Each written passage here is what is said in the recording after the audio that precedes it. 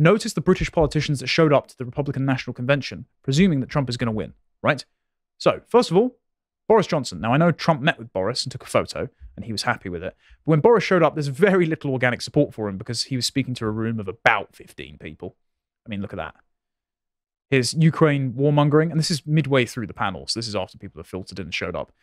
It's just not popular on a GOP ticket. There's Trump and Vance that are saying we're going to end the Ukraine war, stop sending loads of money overseas, and get out of foreign wars that are not in the interest of putting America first.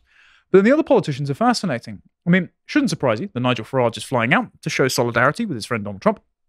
Hopefully he'll present Farage, because it's back on GB News now, live from the RNC, and hopefully the tech works out this time. And the other interesting person on here is a friend of the show, former MP, now Liz Truss. Now, the reason I bring this up isn't just to note that she's standing, posing for the photo like she's just won an escape room. God bless her. It's because she's out there after losing her seat, and I think she wants probably to line up herself some sort of job in American politics. I know she's already working with the Popular Conservatives group, trying to rebuild the Conservative Party after their complete desolation, and many of their Popular Conservative members have been ousted. But the American think tank crowd don't really like her. I spoke to some people at Heritage, and they said that they're getting lots of applications from former special advisors in the Conservative government who are now trying to go over and work in America. And she's made some recommendations, and they're not taking them because they see the Conservative government over here as a busted flush after the last election. And they are a lot more hardline on their politics than perhaps the British electoral system is. And so they see Liz's squirrely record, even if she is a true believer of everything she said in our interview, as questionable enough to warrant gatekeeping out of the Trump movement. Now, again, I'm just saying this from some of my sources. She could well be in talks to work with some American think tank, and if she wants to go there and do some good, wish her luck. But I wouldn't expect to see Liz popping up on too many American TV screens anytime soon. Now, the reason I bring up Liz is because we have ourselves a Tory leadership contest on our hands, and lots of people who have lost their seats, Liz included, is trying to play a role. So Liz Truss, this week, 13th of July, the day that Donald Trump got shot, put out this op-ed saying that the Conservative government's lost because they failed to roll back Blair's agenda. It's something that she prefaced in our interview that was recorded before the general election was even announced. And she says in this Telegraph piece, hundreds of us were rejected by an electorate angry at too many years of successive administrations failing to implement Conservative policies. In Southwest Norfolk, she was repeatedly told on the doorstep by former Conservative voters that they didn't deserve to be re-elected and were now looking at voting for reform instead. And that happened in a constituency she lost by 600 votes. In truth, the seeds of the defeat go right back to 1997 and the way the Conservative Party responded to the New Labour project both in opposition and in government. Rather than taking on Blair's agenda, it was bought into.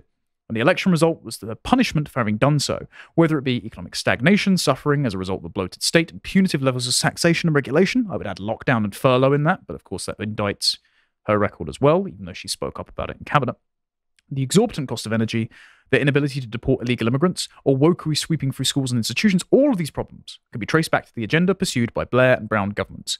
Our overriding failure as Tories was not to do enough to counter their project at the time or reverse it when they had the opportunity to do so. And she names and implicates Michael Gove, David Cameron, and George Osborne as complicit in this agenda. But she says, I'm in no doubt, after 5 years of Labour, the public will be crying out for popular Conservative alternative. This makes it all the more vital we understand our past failings as we seek to learn the lessons from July the 4th. So we're not in Parliament. It's clear that Liz foresees herself, whether she's in America or the UK, trying to steward a Conservative Party revival. I don't think the Conservative Party are going to allow that to happen. I say this as someone now outside the fence. But it means that she envisions one of her surviving allies to take up the mantle of leadership. I tell you who it won't be. It won't be Jacob Rees-Mogg, because Jacob Rees-Mogg, predictably, after redistricting, lost his seat in Southwest Somerset.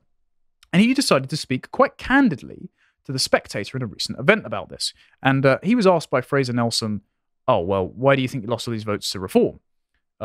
Is it Reform's fault that the Tories lost? And Rees-Mogg, like other members of his party, one we'll be getting onto shortly, was actually pretty honest and reflective about this. So let's take a listen. Revolution. I was not entitled to the votes of the 7,000 people who voted for Reform in North East Somerset. I had to win their votes. And I had to win their votes wearing a blue rosette and supporting a Conservative government that had simply failed to do Conservative things. That is not Nigel Farage's fault. That is to some degree my fault.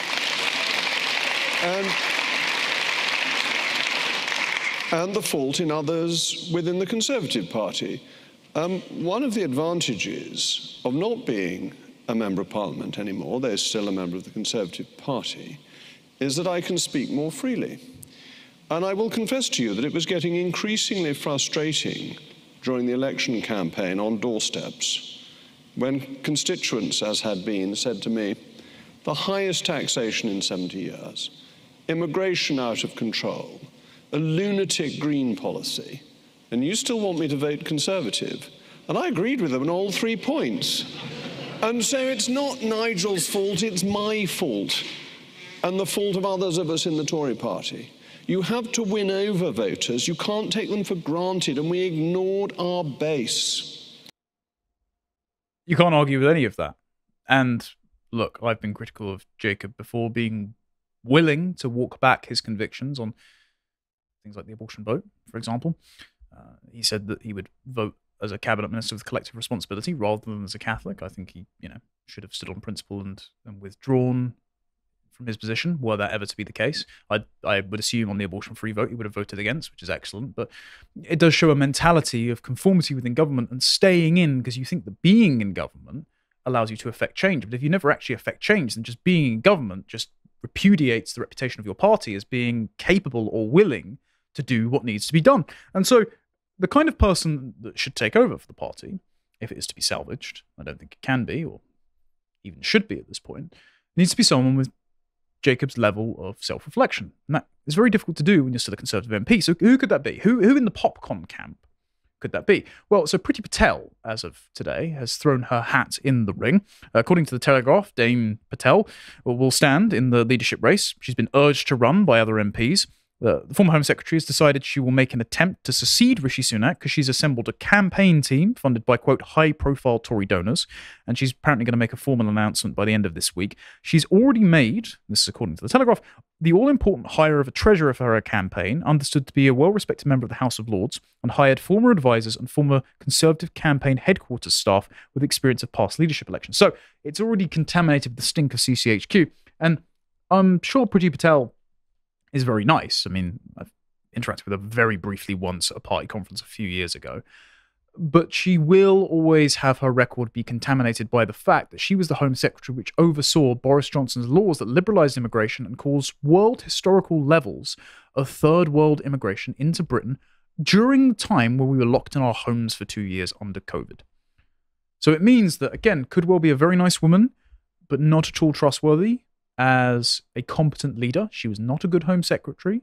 She might have had the best of intentions, but she didn't govern effectively. And so as a leader / future potential Prime Minister, not a wise pick. So she's not going anywhere. So who does it come down to? Well, of course, the Conservative Party is now a sort of party of warring-based minorities. So it comes down to Suella Braverman, perhaps. And Suella Braverman, to fully disclose, last year at NatCon UK, I went on GB News and criticised her for being too liberal because the entire framing of her address while Home Secretary at the NatCon conference was that Britain is a great country because it was really welcoming to her immigrant parents and allowed her to work hard to reach the position of Attorney General and an MP and Home Secretary and now eventually possibly Tory leader. And I dislike that framing because it set the criteria of legitimacy as proving the nation's anti-racist credentials, as Renaud Camus would say. It's a fundamentally liberal framework. And so when people were calling her far right, I just said, no, look, she's essentially a progressive driving the speed limit. Well, I suppose like Liz, since being ousted from her position, she's had a sort of Damascene conversion. And I do know that we have mutual friends. For example, she's well advised by James Orr, who gets this stuff. And her speech at NatCon DC was refreshing and honest and reflective. And I think it's a great shame that she will be allowed nowhere near the leadership position.